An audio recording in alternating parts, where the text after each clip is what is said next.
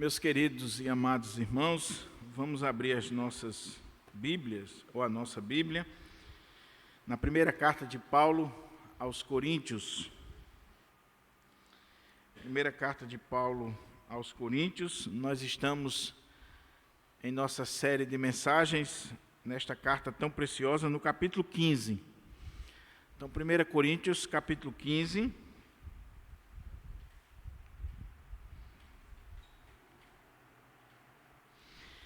E agora pela manhã nós vamos estar meditando do verso 29, 1 Coríntios 15, 29 a 34.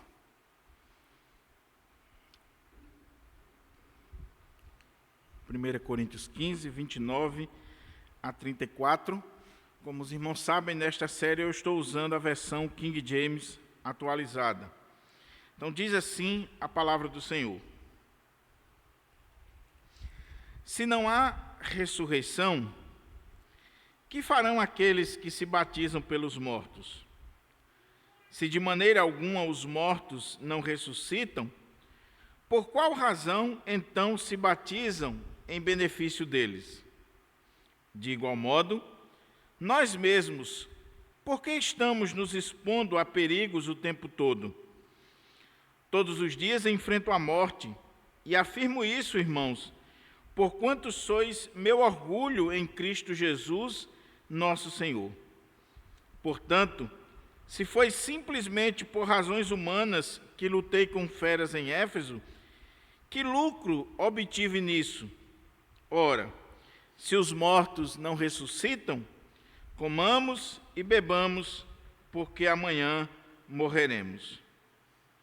Não vos enganeis, as más companhias corrompem os bons costumes. Como justificado que sois, recobrai o bom senso, e não pequeis mais, porque alguns ainda não têm conhecimento de Deus. Declaro isso para vossa vergonha. Vamos orar mais uma vez, pedir ao Senhor que nos agracie com a exposição da sua palavra, e que nós possamos sair daqui nesta manhã edificados com a palavra do Senhor.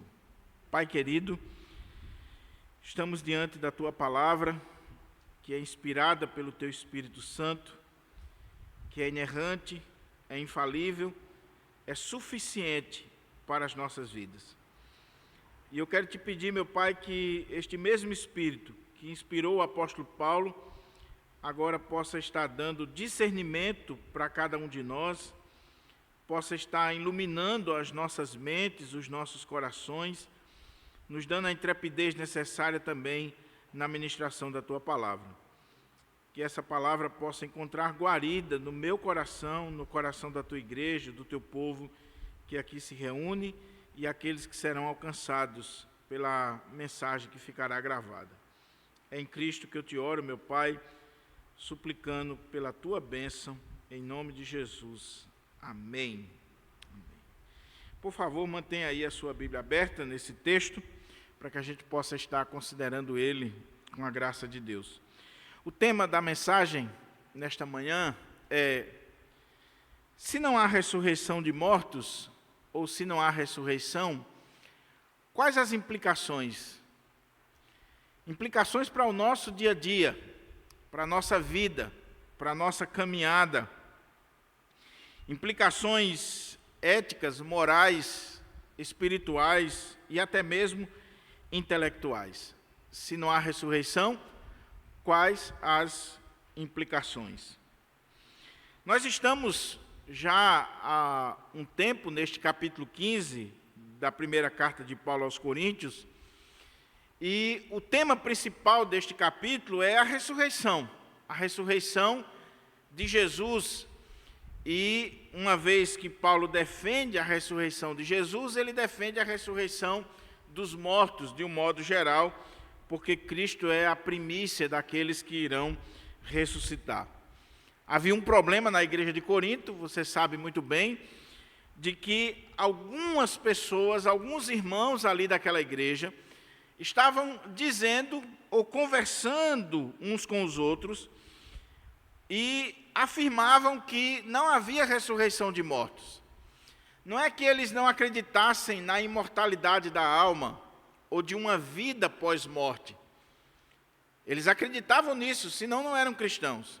O que eles não acreditavam era exatamente de que houvesse ressurreição de mortos, ressurreição física, literal, que um morto pudesse ressuscitar.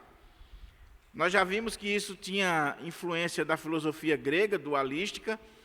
Nós já vimos que isso era uma impossibilidade para eles, porque quando eles escutavam essa expressão, ressurreição de mortos, a ideia que vinha à sua mente era a ideia de ressuscitação ou reanimação de um cadáver. Imagine um corpo em estado de putrefação, e aí de repente você achar que aquele corpo vai ser reanimado e vai voltar à vida. Então, um grego, ele olhava para isso e via como um absurdo. E aí eles perguntavam, mas se existe ressurreição, como é que é isso? Como é que esses corpos vão ressuscitar? E é o tema do próximo sermão que nós faremos à noite. Mas aqui, o apóstolo Paulo, após ele defender a doutrina da ressurreição, capítulo 15, verso 1 a 11, ele fala que essa doutrina, ela tem tudo a ver com as bases da nossa fé, porque é o Evangelho. O que é o Evangelho? É Cristo. Cristo que morreu, Cristo que foi sepultado, Cristo que ressuscitou, Cristo que subiu ao céu, o Cristo que voltará. Então, Paulo diz que negar a ressurreição é negar o Evangelho. Depois, ele vai, a partir do verso 12 até o verso 19, ele vai trabalhar a questão das consequências de nós negarmos a ressurreição. Então, ele trabalhou isso muito bem, a partir do verso 12 até o 19. E no último sermão que nós ministramos, versos 20 a 28, o apóstolo Paulo, ele abre como que um parênteses nessas consequências, nessas implicações de não haver ressurreição, e ele vai tratar da ressurreição como uma garantia futura, escatológica. Ele está dizendo que a ressurreição de Jesus, que é um fato, ela é a garantia de que nós um dia também iremos ressuscitar e estaremos para sempre com o Senhor. Então, ele mostrou aqui esse reino que está sendo implantado e que será implantado na sua totalidade com a ressurreição de todos os mortos na volta de Cristo.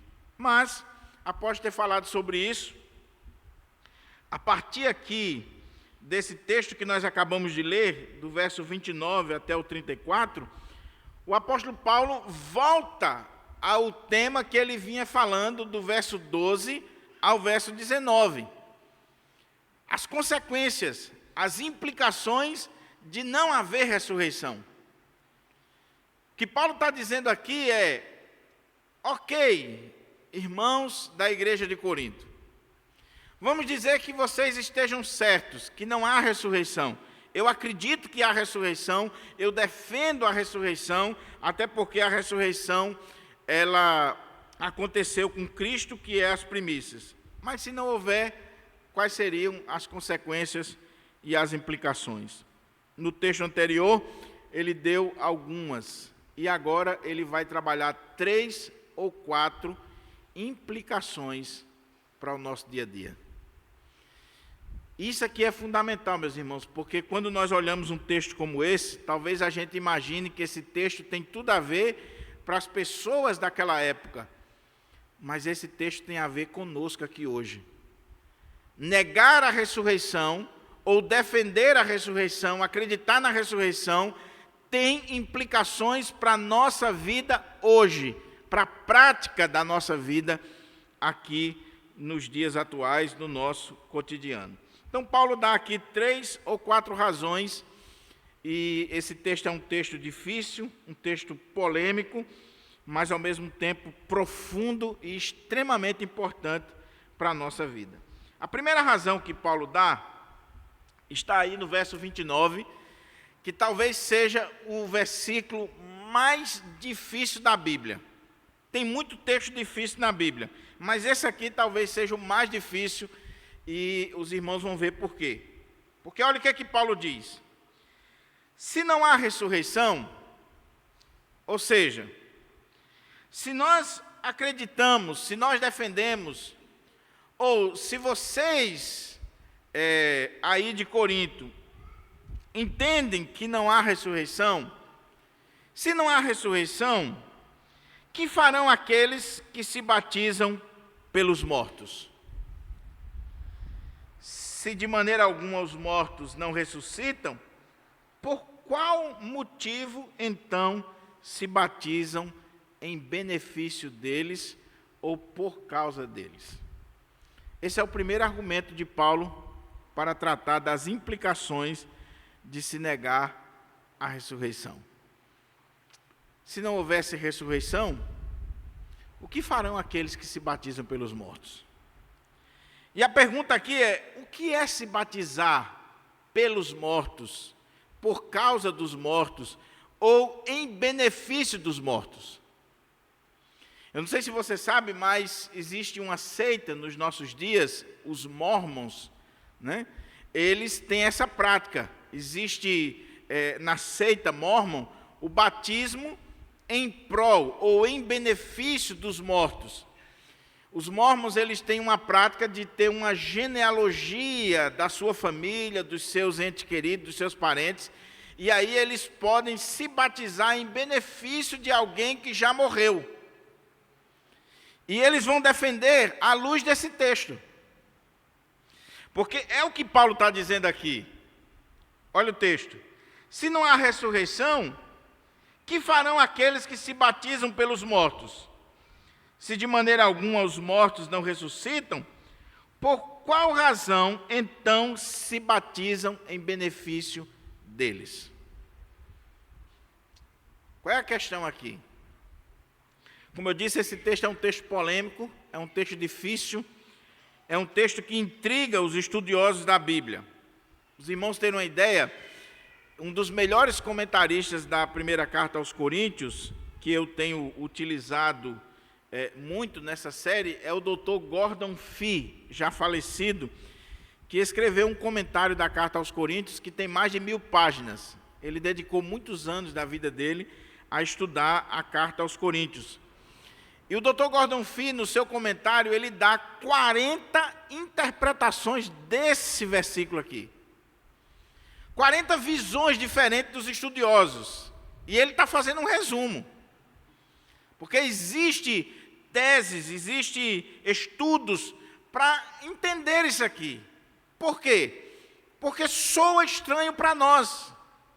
Primeiro que Paulo está descrevendo o que estava acontecendo ali, ou seja, batismo por causa dos mortos, ou em benefício, ou pelos mortos. E Paulo nem diz que aquilo ali é certo ou errado. É muito importante a gente prestar atenção aqui. Paulo está descrevendo um fato, algo que estava acontecendo na igreja de Corinto, e só naquela igreja. Porque você não tem registro dessa prática aqui em nenhuma carta do Novo Testamento. Na história da igreja você não tem registro mais disso aqui. É algo que aconteceu somente na igreja de Corinto. E Paulo, aqui nesse texto, com a leitura que nós fazemos do texto, Paulo nem está dizendo que a prática do batismo por causa dos mortos, ou em benefício dos mortos, é certa ou errada. Os estudiosos esperariam de Paulo uma palavra mais dura, uma palavra mais forte, mas Paulo simplesmente usa o exemplo da prática para defender a doutrina da ressurreição, dizendo assim: como é que vocês dizem que não há ressurreição e de repente vocês estão aí se batizando pelos mortos, ou por causa dos mortos, ou em benefício dos mortos? Porque o texto grego dá essa ideia, pode ser traduzido dessas três formas. Então, como Paulo não diz nada a respeito, seja a favor ou contra, ele está pegando como um exemplo para expor a incoerência dos coríntios. Os estudiosos dizem: isso aqui nós temos que procurar entender. Isso era uma prática da igreja, o que significa se batizar pelos mortos, o que isso significa para nós.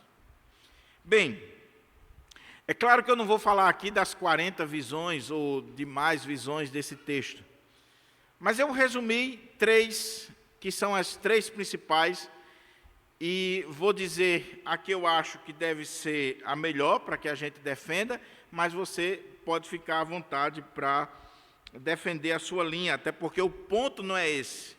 O ponto é a incoerência. Vocês dizem que não há ressurreição e de repente estão se batizando pelos mortos. Só que ele não diz se essa prática é certa ou errada. Veja o que ele está dizendo. Se não há ressurreição, que farão aqueles que se batizam pelos mortos? Se de maneira alguma os mortos não ressuscitam, por qual razão então se batiza? Aí aqui na King James está dizendo em benefício, e na versão ARA, que é a versão oficial da nossa igreja, está dizendo por causa. E outras versões diz pelos mortos. Pelo menos 3 coisas podem estar por trás aqui. A primeira, que é bem simples, é que o texto grego ele dá a ideia de esse batismo aqui ser sob os mortos. A partícula grega ela pode dar a ideia de por causa, em benefício, pelos mortos ou sob os mortos. Daí a dificuldade de interpretação. O reformador Martinho Lutero, por exemplo, ele seguia uma linha de interpretação desse texto, e ele dizia que o que estava acontecendo aqui é que os primeiros cristãos, nesse contexto aqui do primeiro século ainda, quando iam realizar os batismos, eles se batizavam sob o túmulo dos mortos. Ou seja, os batismos nessa época eram realizados nos cemitérios, sob os túmulos, em cima dos túmulos. E o texto grego pode dar essa ideia de que aqueles irmãos, quando iam receber o sacramento do batismo, eles geralmente faziam isso nos cemitérios, sob os túmulos ali dos mortos. E por que isso? Porque isso era um testemunho para as outras pessoas, para aqueles que estavam vendo o batismo, de que esses cristãos que estavam sendo batizados ali, sob aqueles túmulos, eles estavam testemunhando a sua fé e a sua esperança de que um dia eles, juntamente com aqueles que morreram, iriam ressuscitar. Então era um testemunho grande. Eu estou recebendo o batismo, estou me tornando um cristão, e eu estou recebendo esse batismo aqui, em cima dos túmulos, num cemitério, dizendo que um dia nós vamos ressuscitar. Essa é a nossa esperança. Aí Paulo está dizendo, se não há ressurreição, por que vocês estão fazendo isso?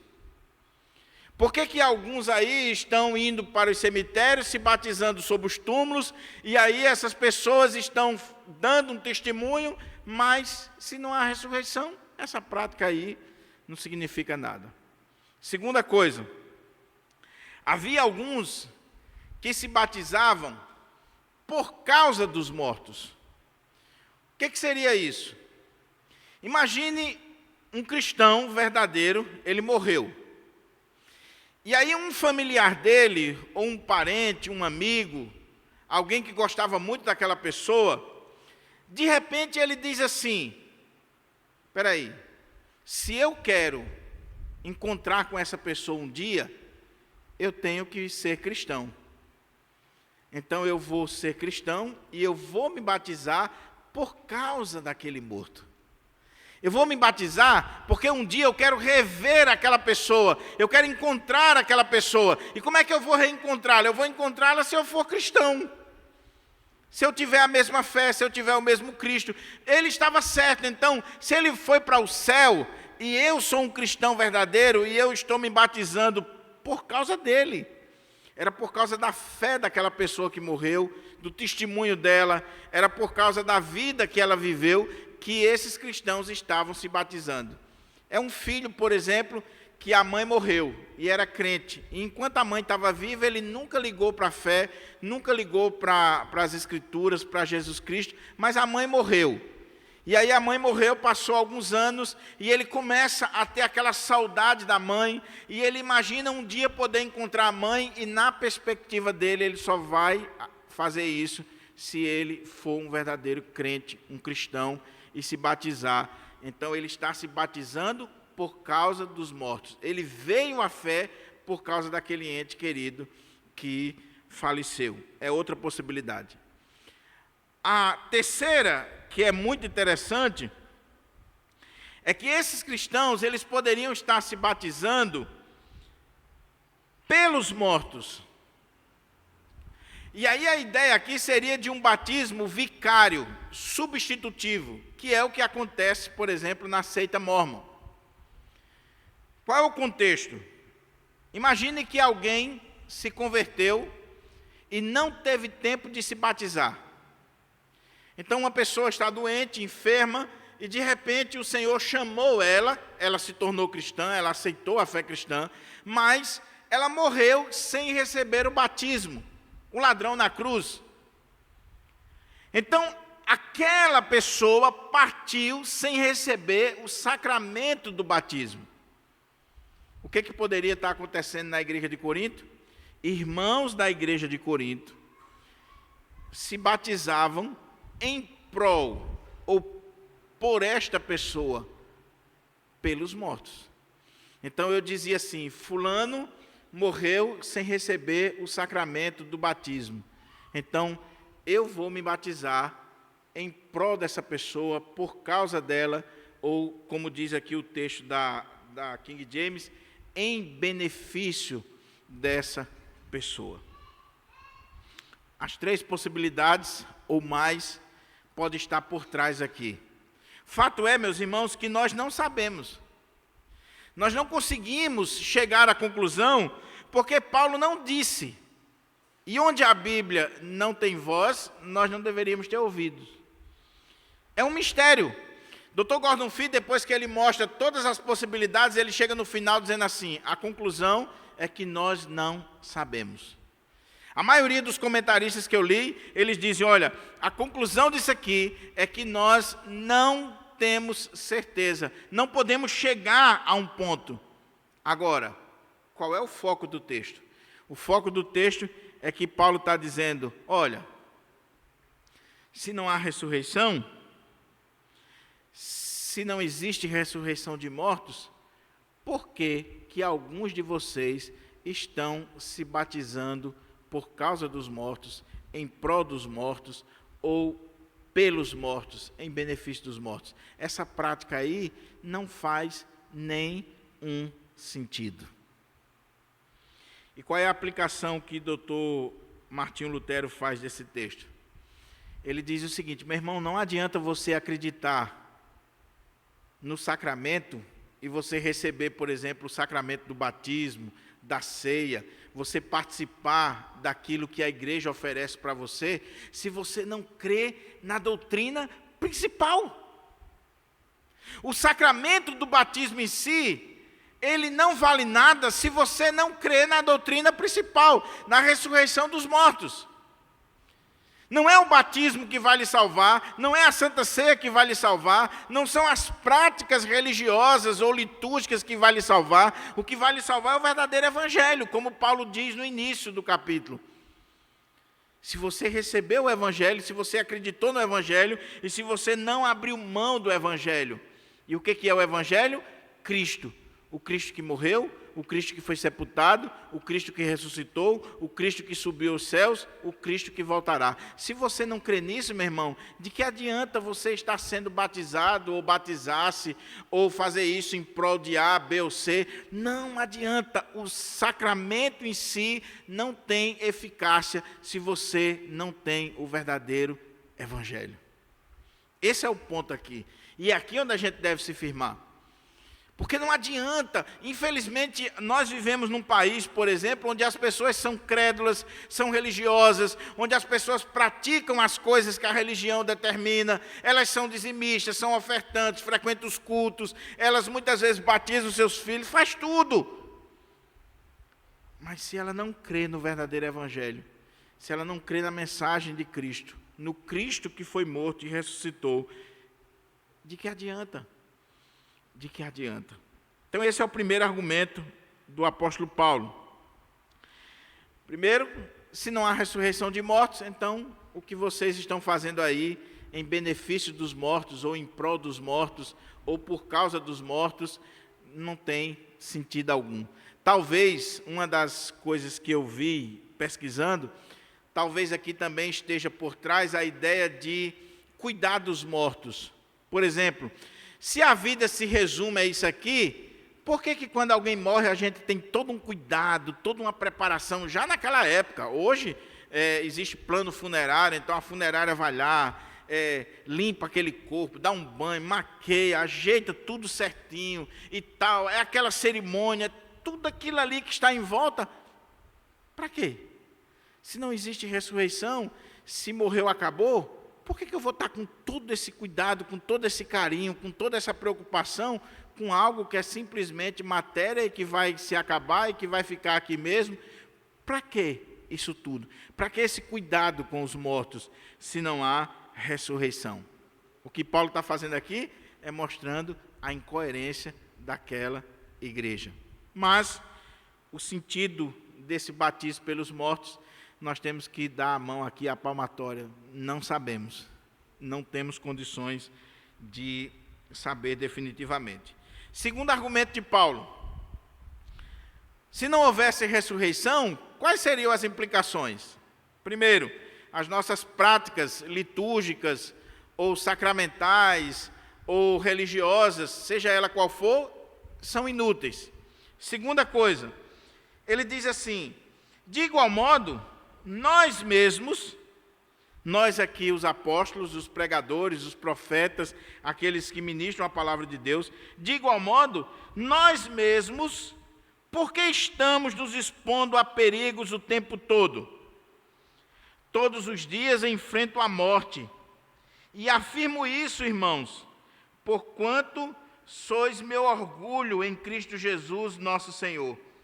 Portanto, se foi simplesmente por razões humanas que lutei com feras em Éfeso, que lucro obtive nisso? Ora, se os mortos não ressuscitam, comamos e bebamos, pois amanhã morreremos. Se não houvesse ressurreição, qual a implicação? Segunda implicação: o que nós enfrentamos por causa do Evangelho é também inútil. E Paulo está dizendo assim: de igual modo, nós mesmos, nós os apóstolos, nós os pregadores, porque estamos nos expondo a perigos o tempo todo. Paulo está falando aqui no contexto do primeiro século, onde a igreja estava sendo perseguida. O tempo todo, ser cristão nessa época aqui era perigoso. Você estava se expondo ao perigo, à morte, à perseguição. E você está se expondo a isso só por razões humanas? Não existe uma esperança escatológica, não existe uma fé na ressurreição? De igual modo, nós mesmos, porque estamos nos expondo a perigo o tempo todo? Aí ele diz: todos os dias enfrento a morte, ou seja, todos os dias eu morro, e afirmo isso, irmãos, porquanto sois meu orgulho em Cristo Jesus, nosso Senhor. Paulo está dizendo: todos os dias eu morro, ou eu enfrento a morte. E eu estou fazendo isso só por razões humanas? Eu sei o que eu passo, eu sei as lutas que eu enfrento, por causa dessa mensagem. E quando nós olhamos para o livro de Atos, meus irmãos, ou nós olhamos para as cartas de Paulo, principalmente a segunda carta aos Coríntios, nós vemos ali a listazinha do que Paulo enfrentou por causa dessa mensagem. Paulo vai mostrar que ele enfrentou lutas, provações, naufrágios, fome, sede, perigo, espada, falsos irmãos, açoites, pedradas. Paulo enfrentou isso tudo. Ele estava morrendo todos os dias por causa dessa mensagem. Quer ver um exemplo? Vá lá para 2 Coríntios 11. Vamos ver aqui. Porque às vezes a gente acha que a gente sofre, né? Mas vamos ver aqui. O que Paulo diz? 1 Coríntios 11.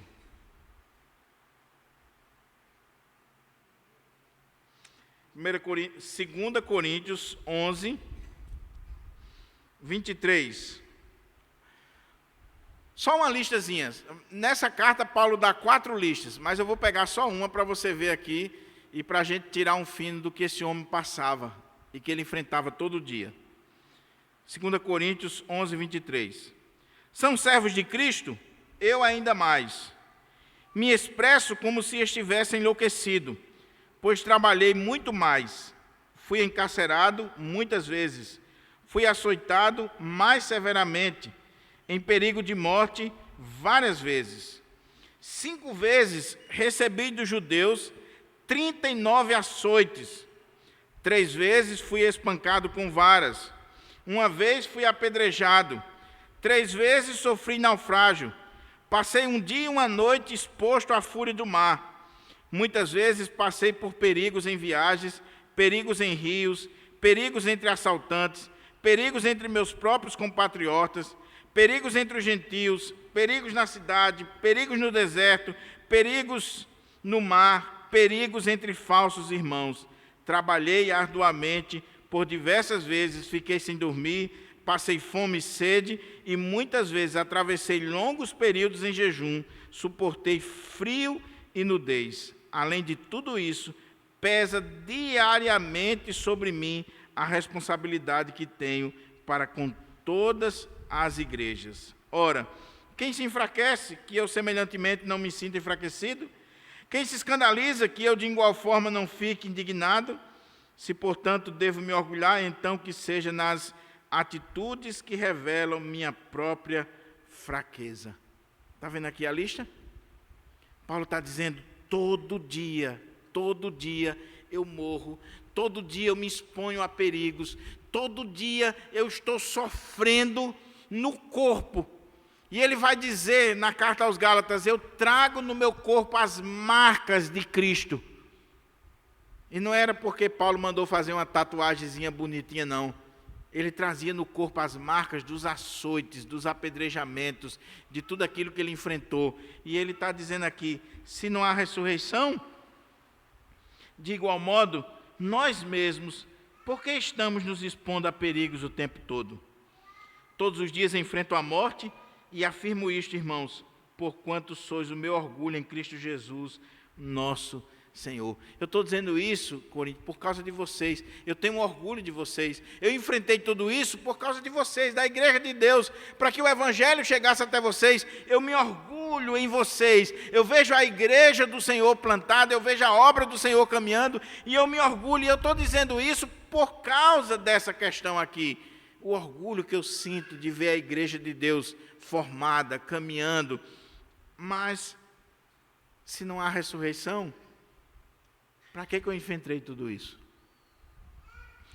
E ele diz mais, portanto, se foi simplesmente por razões humanas que lutei com feras em Éfeso, que lucro obtive nisso? Aqui é outro texto difícil, porque o que Paulo está dizendo? Que ele lutou com feras. E ele diz que lutou com feras em Éfeso.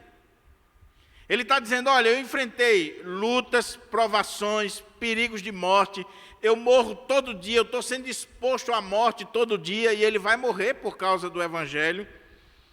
Mas ele diz, olha, se foi por razões humanas, por exemplo, que lá em Éfeso eu lutei com feras, qual o lucro disso? Qual o proveito disso?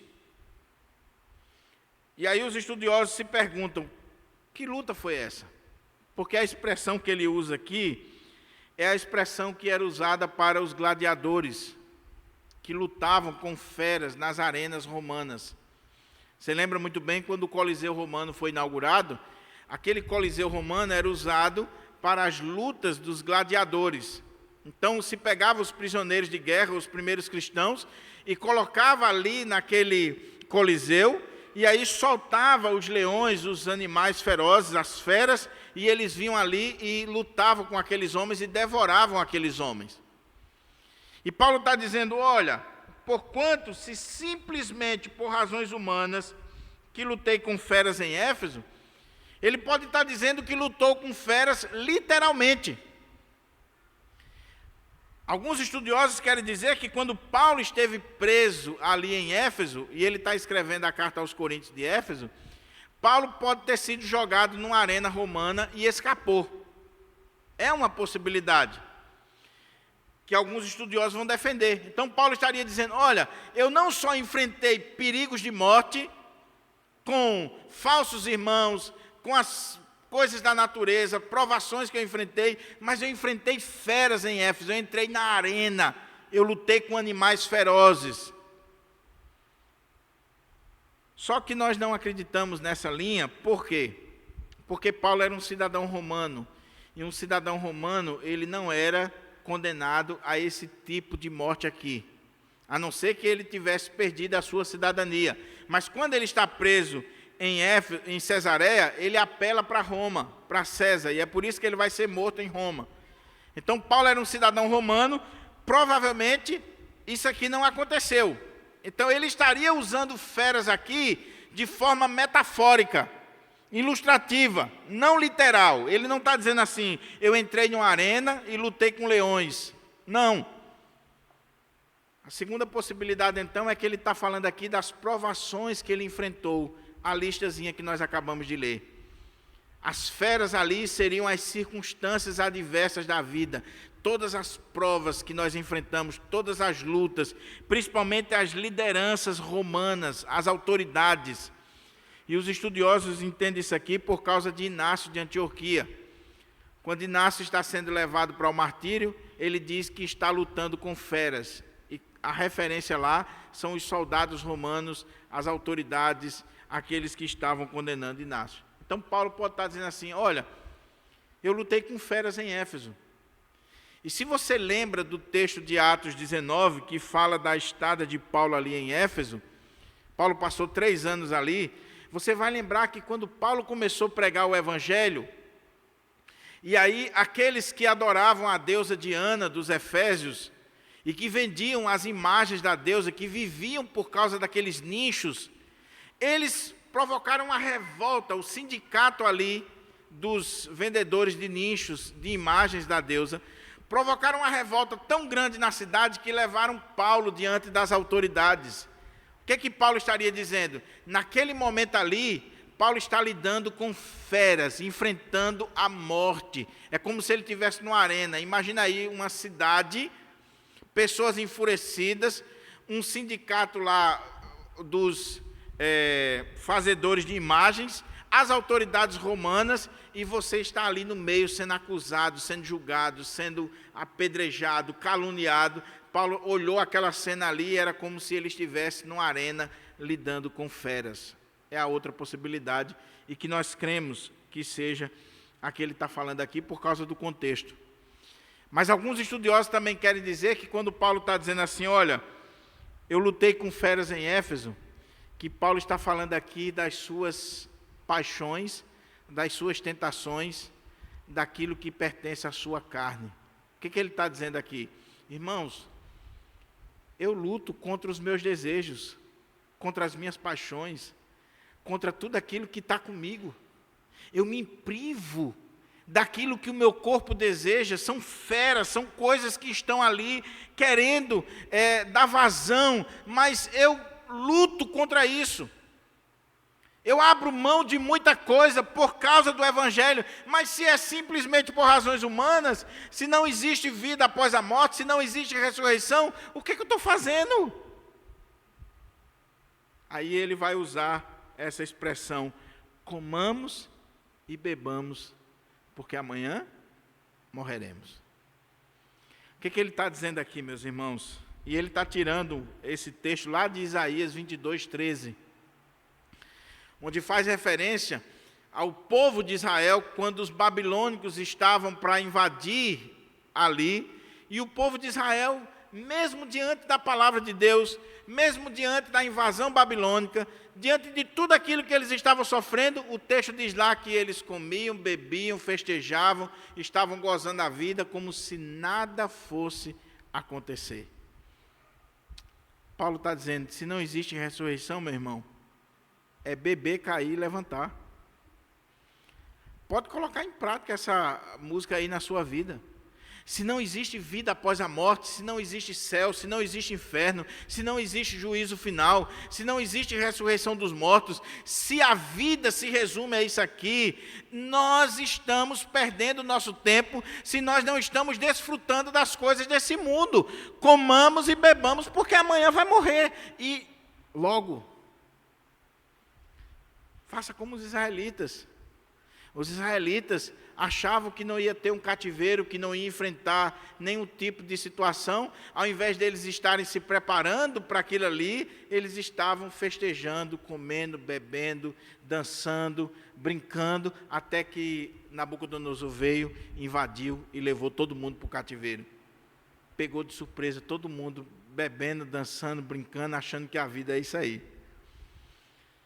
Paulo está dizendo: se é simplesmente por razões humanas que eu estou lutando, talvez, contra as minhas próprias paixões, se é simplesmente por razões humanas que eu possa estar lutando contra as circunstâncias adversas dessa vida, perseguições, perigos, fome, nudez, espada, falsos irmãos, tudo isso aí, se é simplesmente por razões humanas que os cristãos entravam nas arenas para enfrentar os leões,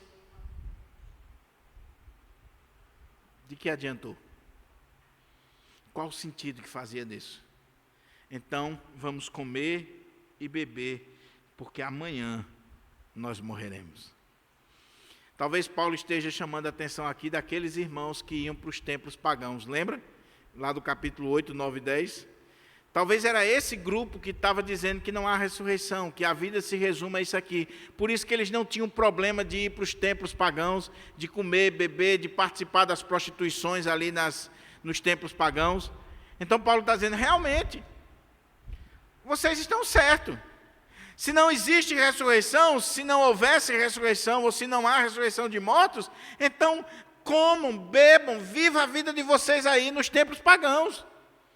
Saia com quantas mulheres você quiser. Viva essa vida. Porque amanhã nós vamos morrer. E eu pergunto para você, não é essa a filosofia de vida de muita gente? Ela vive simplesmente para este mundo? E a filosofia de vida, de privar-se, de lutar contra os desejos, de abrir mão de muita coisa, de enfrentar perseguição, sofrimento, falsos irmãos, tantas lutas, tantas provas que nós enfrentamos como cristãos. Por que nós enfrentamos? Por quê? Por que Paulo, os apóstolos de Jesus Cristo, os primeiros cristãos, por que os cristãos ao longo da história da igreja, eles se privaram de tantas coisas e eles enfrentaram tantas coisas?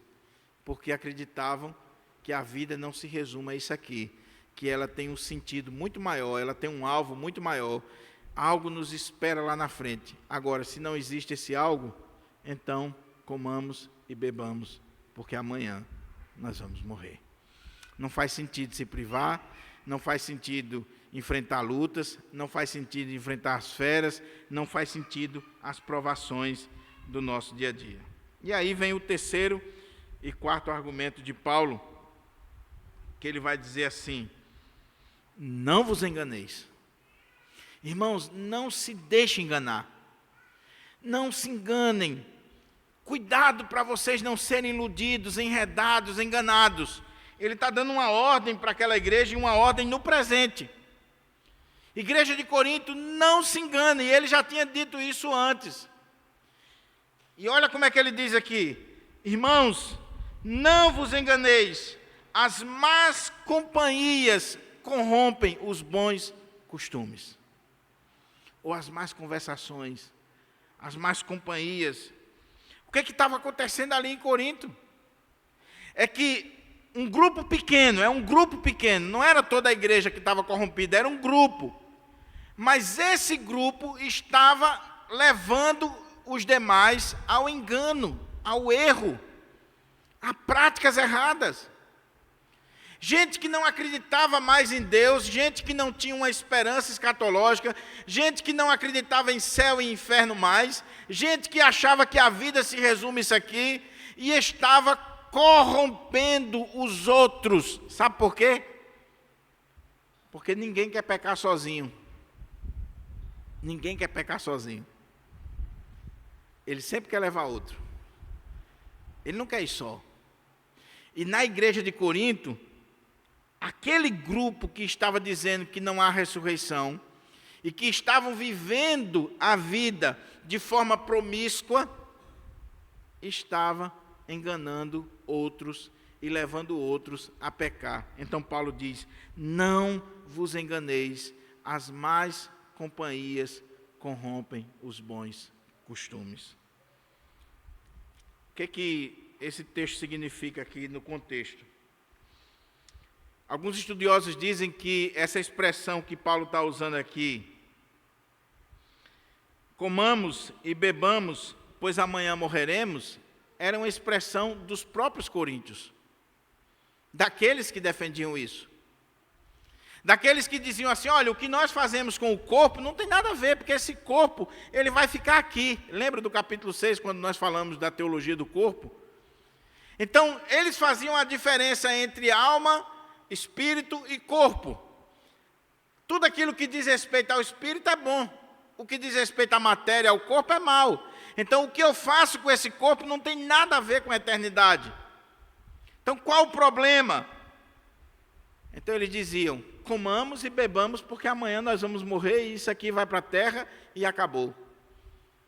O sertanejo diz assim: a terra vai comer. O conselho maldoso que muitas vezes se escuta, né? Minha filha, você está se guardando, você está querendo ficar virgem até o casamento. Minha filha, pelo amor de Deus, olha, se você não usar, a terra vai comer. Passando a ideia de que morreu, acabou. Então faça o que você quiser com o seu corpo.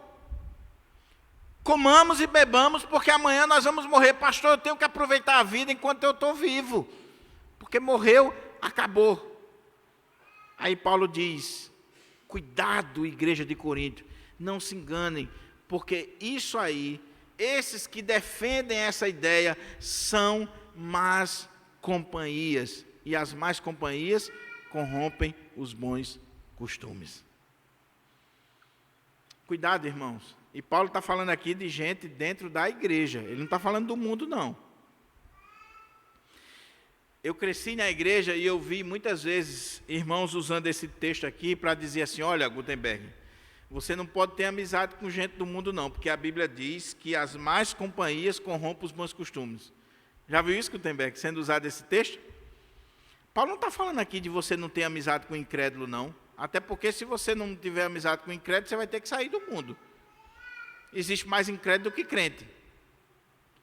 Ele está falando aqui de gente dentro da igreja. Veja que coisa. Ele está dizendo que dentro da igreja pode ter gente que para nós vai ser uma má companhia, porque ela vai corromper os bons costumes, ela vai querer nos levar a uma vida de pecado, de erro, por causa da fé dela. E a gente precisa ter cuidado com as companhias. Sabe qual é o nosso problema? É que a gente acha que na igreja só tem crente, só tem salvo. A gente olha para a igreja e o pastor comete muito esse erro. E eu estava ouvindo o reverendo Augusto Nicodemos, ele dizendo assim: o pastor tem que ter cuidado para não presumir que todos que estão ali na igreja são crentes, e aí você só prega para crente. Não! Mesmo que naquele dia no culto só estejam os irmãos da igreja, todos batizados, todo mundo bonitinho, são membros da igreja, não tenha medo de pregar o evangelho, de pregar de forma evangelística, porque, de acordo com a Bíblia, talvez metade ali não é crente. Existe o joio e existe o trigo. E o que Paulo está dizendo aqui é: irmãos, cuidado com as más companhias. Cuidado com aquela turma que pode levar você ao erro, ao pecado, a se afastar de Deus, a viver uma vida promíscua. Eu nasci na igreja praticamente, eu fui para a igreja pequenininho. E eu lembro da mocidade, na minha época, há mais de 20 anos atrás, na igreja, que alguns dos meus amigos saíam do culto para ir para as festas. Alguns dos meus amigos da mocidade na época viviam na igreja pura e simplesmente para estar pegando as meninas. Viviam pulando de igreja em igreja para estar atrás das meninas. Não oravam, não liam a Bíblia. Alguns filhos de crente, que os pais achavam que eram crentes porque nasceram na igreja, mas que viviam uma vida completamente mundana. No domingo ia para a igreja porque os pais exigiam, mas quando saía da igreja ia fazer tudo que não presta. Alguns desses já morreram, outros estão no mundão com a vida destruída, outros estão já no 3º ou 4º casamento. Agora, uma coisa interessante que eu vejo quando eu olho para trás, aqueles meus amigos da mocidade, ainda na época lá da Assembleia de Deus, que a gente se reunia, Guto, para orar, para ler a Bíblia, para estudar a teologia, para compartilhar.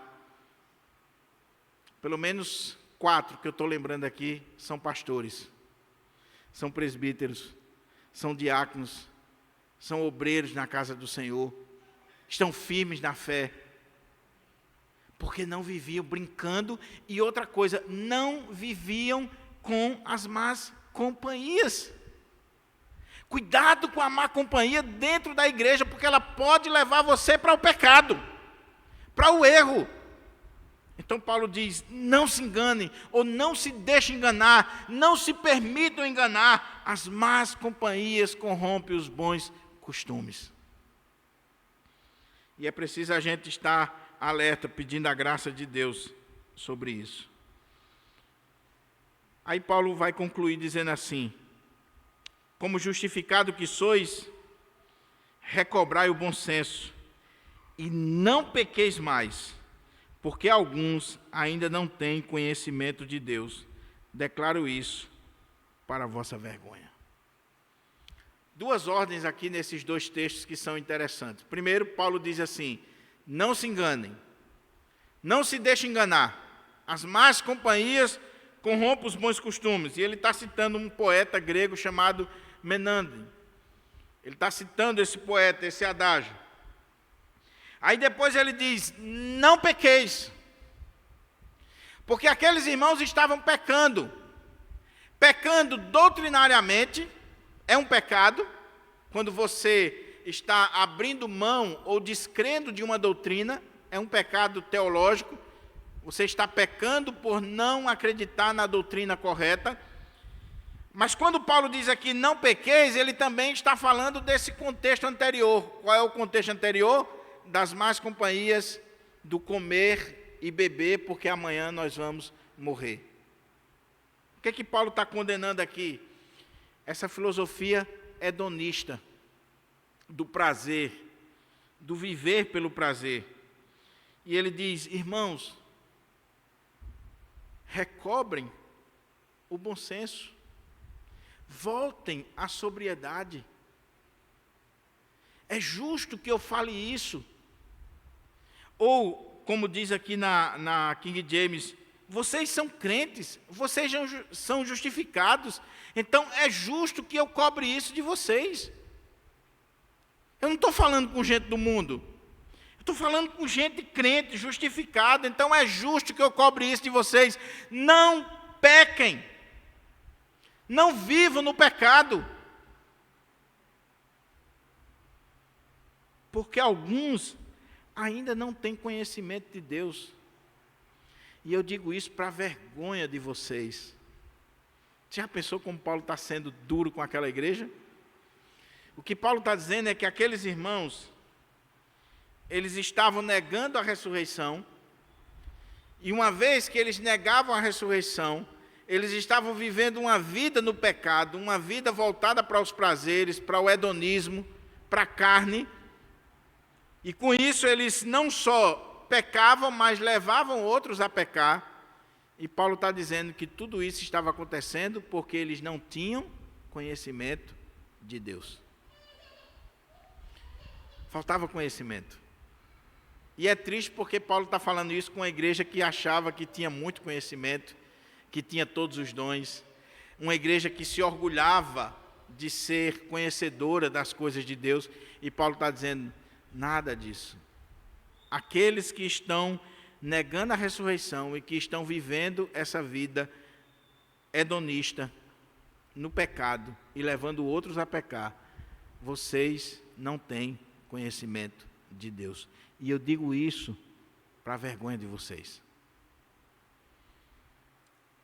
Meus irmãos, como eu disse, eu nasci na igreja e eu já estou com mais de 10 anos de pastorado. E quando você vê alguém na igreja vivendo uma vida de pecado, não estou falando de cair em pecado, porque pecar todos nós pecamos, cair em pecado todos nós caímos.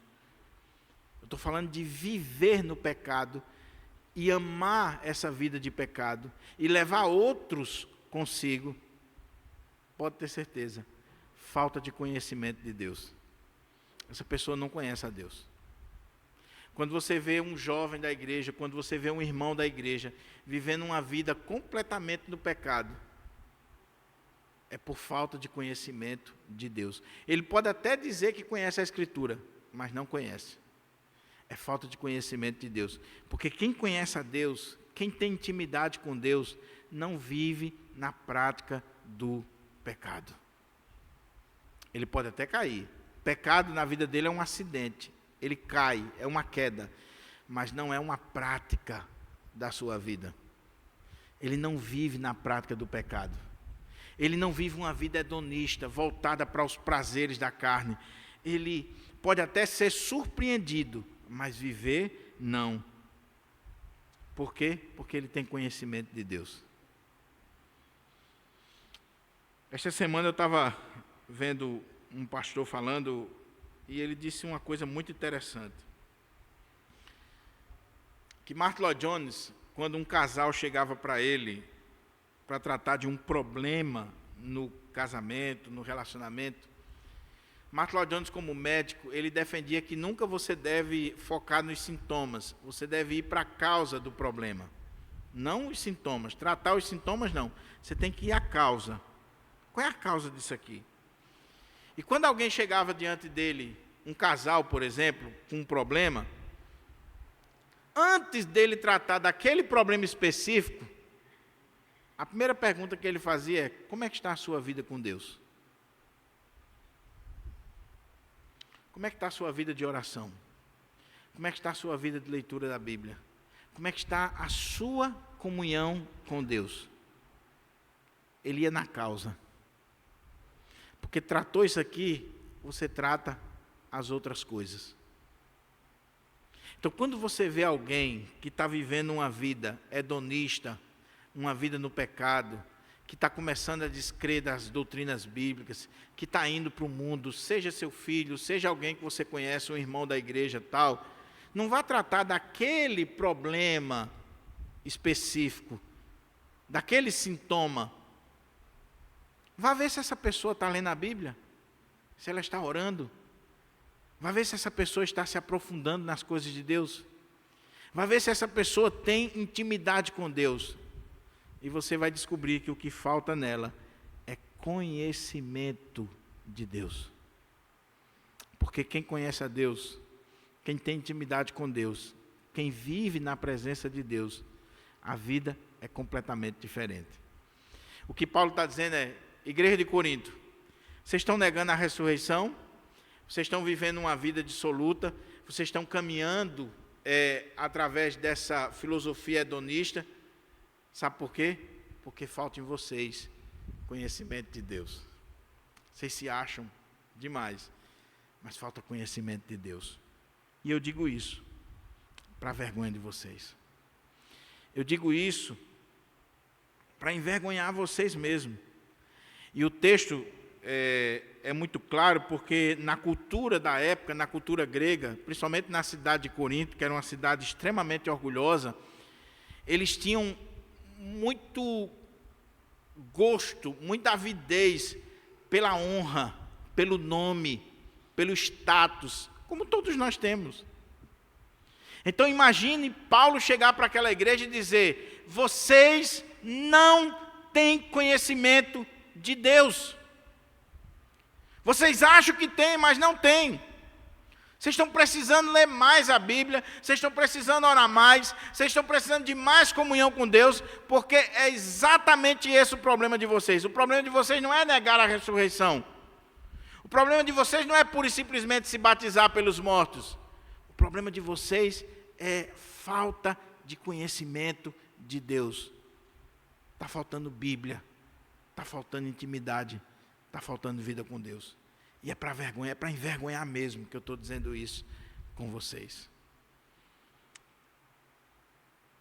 Concluindo, meus irmãos, esse texto ele tem implicações seríssimas para nós.